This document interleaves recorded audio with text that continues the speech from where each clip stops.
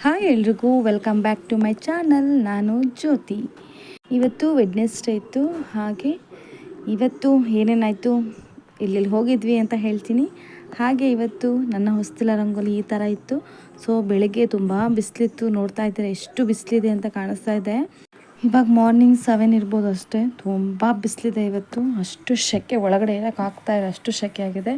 So ಇದು ಹಾಗೆ ಇಲ್ಲಿ ನನಗೆ 2 ಪಾಟ್ ಇಡೋಕ್ಕೆ ಅಂತ ಹೇಳಿರೋದು. ಸೊ ಹಾಗಾಗಿ 2 ಪಾಟ್ನೇ ಮೇಂಟೈನ್ ಮಾಡ್ತಾಯಿದ್ದೀನಿ. ಸೊ ನೋಡಿ, ನೀವು ಹಳೆ ವಿಡಿಯೋದಲ್ಲಿ ನೋಡಿದರೆ ನಾನು ತೋರಿಸಿರೋಂಥ ವೀಳ್ಯದೆಲೆ ಗಿಡ ಎಷ್ಟು ಚಿಕ್ಕದಿತ್ತು, ಈಗ ಎಷ್ಟು ನೀಟಾಗಿ ಉದ್ದ ಆಗಿದೆ ಅಂತ. ಮೇಲೆ ನೋಡಿ ಎಷ್ಟಾಗಿದೆ.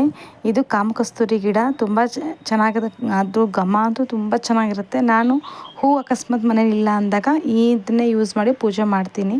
ಹಾಗೆ ನೋಡಿ, ಇವನು ಇವಾಗ ಎದ್ದು ಓಡಾಡ್ತಾ ಇದ್ದಾನೆ. ಇವತ್ತು ಮಕ್ಳದ್ದು ರಿಸಲ್ಟ್ ಇರೋದ್ರಿಂದ ಸ್ಕೂಲ್ಗೆ ಬೇಗ ಹೋಗಬೇಕಿತ್ತು. ಸೊ ಹಾಗೆ ಇವತ್ತು ನಿನ್ನೆ ಏಕಾದಶಿ ಇದ್ದಿದ್ದರಿಂದ ಇವತ್ತು ಪಾರಾಯಣ ಇತ್ತು. ಸೊ ಹಾಗಾಗಿ ಬೆಳಗ್ಗೆ ಎಲ್ಲ ಬೇಗ ಕೆಲಸ ಮುಗಿಸ್ಕೊಂಡೆ.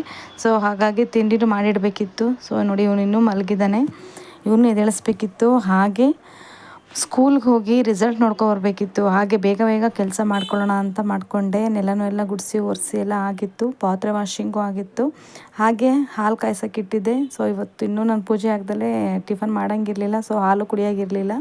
ಸೊ ಹಾಗಾಗಿ ಮೊದಲು ಟಿಫನ್ ಮಾಡಿಟ್ಟು ಇವತ್ತು ಉಪ್ಪಿಟ್ಟು ಮಾಡಿದ್ದೆ. ಸೊ ಹಾಗಾಗಿ ಎಲ್ಲ ಹೆಚ್ಕೊಂಡು ಇಟ್ಕೊಂಡಿದ್ದು. ಹಾಗೆ ಎಲ್ಲ ಪಾತ್ರೆಗಳು ಅಷ್ಟೇ ವಾಶ್ ಮಾಡ್ಕೊಂಡು ಇಟ್ಕೊಂಡಿದ್ದೆ.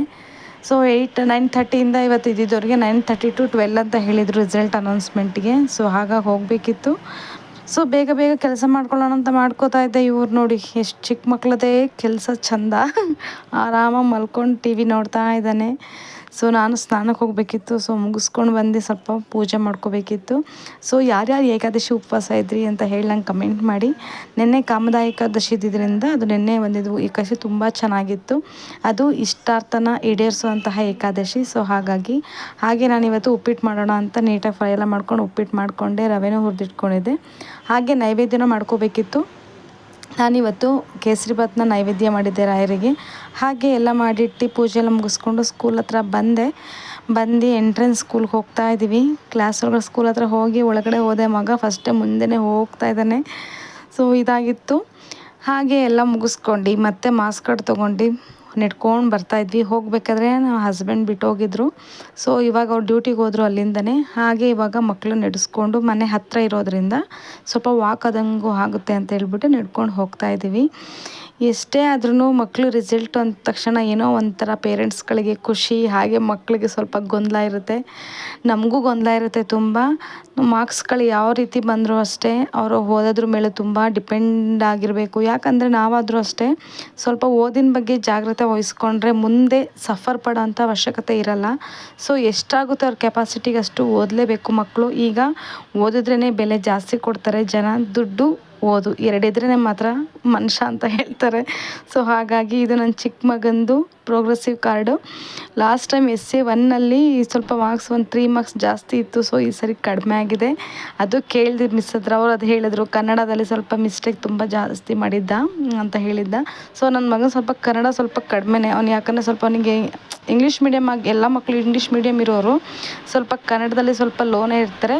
ಹಾಗೂ ಇದರಲ್ಲೂ ಅಂತಲ್ಲ, ತುಂಬ ಚೆನ್ನಾಗಿ ಕನ್ನಡ ಪಾಠ ಮಾಡ್ತಾರೆ, ತುಂಬ ಚೆನ್ನಾಗಿ ಹೇಳ್ಕೊಡ್ತಾರೆ. ಮತ್ತು ಮಕ್ಕಳಿಗೆ ಅಷ್ಟೊಂದು ನೆನಪಿಂದ ಇಟ್ಕೊಂಡು ಬರೆಯೋದು ತುಂಬ ಕಷ್ಟ ಅಲ್ವಾ. ಸೊ ಹಾಗೆ ನೋಡಿ ಟೀಚರ್ಸ್ಗಳದ್ದು ಸಿಕ್ಕಿದ ಸಜೆಷನ್ಸ್ ಇರುತ್ತಲ್ಲ, ಅದು ನೋಡಿದ್ರೆ ತುಂಬ ಖುಷಿಯಾಗುತ್ತೆ. ಯಾರಾದರೆ ಅಷ್ಟಲ್ವಾ, ಮಕ್ಕಳು ಯಾರಾದರೂ ಮಕ್ಕಳೇ ಸಜೆಷನ್ಸ್ಗಳು ಚೆನ್ನಾಗಿ ಬಂದರೆ ನಮಗೂ ಒಂದು ಸ್ವಲ್ಪ ಖುಷಿ, ಮಕ್ಳಿಗೂ ಇನ್ನೂ ಸ್ವಲ್ಪ ಖುಷಿ ಆಗ್ತಾ ಹೋಗುತ್ತೆ. ಹಾಗೆ ಮಗನ ಪರ್ಫಾಮೆನ್ಸಿಗೆ ಎಕ್ಸಲೆಂಟ್ ಬಂದಿದೆ, ತುಂಬ ಖುಷಿ ಆಯಿತು. ಮಾರ್ಕ್ಸ್ಗಳು ಕಡಿಮೆ ಇರ್ಬೋದು, 2 ಮಾರ್ಕ್ಸ್ ಕಡಿಮೆ ಆಗಿದೆ. ಸೊ ಈ ಸಲಿನೂ ಬೇರೆಯವರಿಗೆ ಹೋಗುತ್ತೆ ಮೆರಿಟ್ ಪ್ರೈಸು. ಸೊ ಹಾಗೆಲ್ಲ ನೋಡ್ಕೊಂಡು ಖುಷಿ ಆಯಿತು, ಬೇಜಾರೇನಿಲ್ಲ.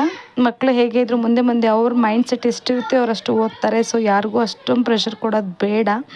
ಹಾಗೆ ಅವನು ಟೆನ್ಷನ್ ಫ್ರೀ ಮಾಡ್ಕೊಂಡು ರಿಸಲ್ಟಿಂದು ಆಟ ಆಡ್ತಾ ಇದ್ದಾನೆ. ಸೊ ನಾವು ಹಾಗೆ ಅಲ್ವಾ, ರಿಸಲ್ಟ್ ಅಂದಿನ ದಿವಸ ಮೊದಲೆಲ್ಲ ನಾವು ಚಿಕ್ಕವರಿದ್ದಾಗ ಚಾಕ್ಲೇಟ್ಸ್ ತೊಗೊಂಡು ಮಿಸ್ ಹತ್ರ ಹೋಗಿ ಎಲ್ಲ ಮಿಸ್ಗಳಿಗೂ ಚಾಕ್ಲೇಟ್ಸ್ ಕೊಡ್ಕೊಬರ್ತಾಯಿದ್ವಿ. ಅವಾಗಿಂದೇ ಒಂಥರ ಚೆನ್ನಾಗಿತ್ತು.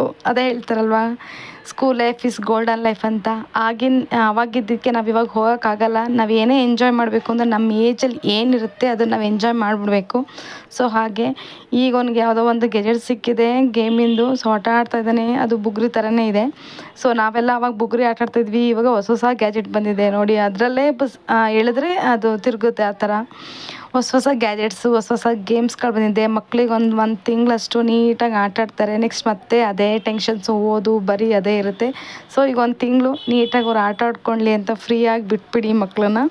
ಸೊ ಇವಾಗ ಸಮ್ಮರ್ ಕ್ಯಾಂಪ್ಸ್ ಇದೆ, ಸೊ ಸಮ್ಮರ್ ಕ್ಯಾಂಪಿಗೂ ಕಳಿಸಿ. ಸೊ ಇದು ಹೇಳ್ತಾ ಇವತ್ತಿನ ವ್ಲಾಗ್ನ ಎಂಡ್ ಮಾಡ್ತಾಯಿದ್ದೀನಿ. Thank for the watching. ಹಾಗೆ ಯಾರ್ಯಾರು ನಮ್ಮ ಚಾನಲ್ನ ಸಬ್ಸ್ಕ್ರೈಬ್ ಮಾಡಿಲ್ಲ ಪ್ಲೀಸ್ ಸಬ್ಸ್ಕ್ರೈಬ್ ಮಾಡಿ. ಹಾಗೆ ಒಂದು ಲೈಕ್ ಕಮೆಂಟ್ ಮಾಡಿ ಶೇರ್ ಮಾಡಿ. Thank you.